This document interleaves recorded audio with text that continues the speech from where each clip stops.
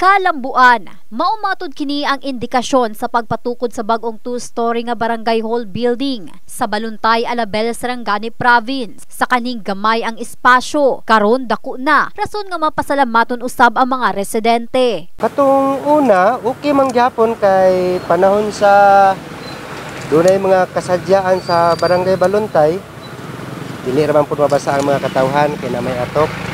Pero mas nindot jud karon kay ang kita na sa mga katawhan.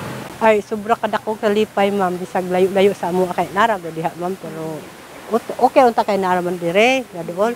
Mas nindot ang didto pod. Kay bag-o, madako pod ang ano.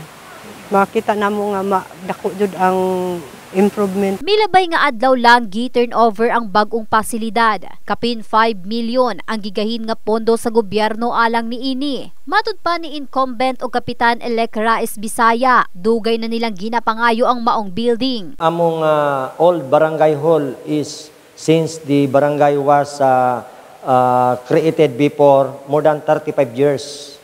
So we need the facilities comfortable, accessible by car.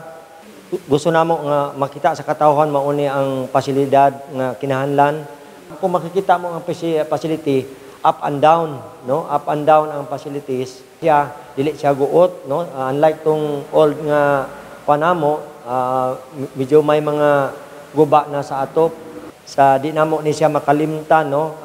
Ang full support from LGU, PLGU and our congressional office.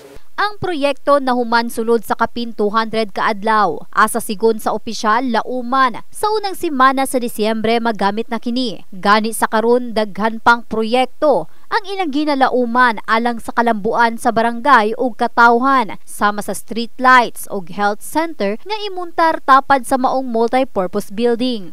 Not only the multi-purpose building ang maong giton over, apil na pod ang atong barangay street lights sa barangay Baluntay. So worth of 1.5 million from Congressional Office and multi-purpose building from Congressional Office under the leadership of Congressman Steve Sombian-Solon. So another barangay street light from the provincial government worth of 15 million from Baluntay going to Batudo area, especially the Baluntay to Kawal Dumulok nga maong proyekto.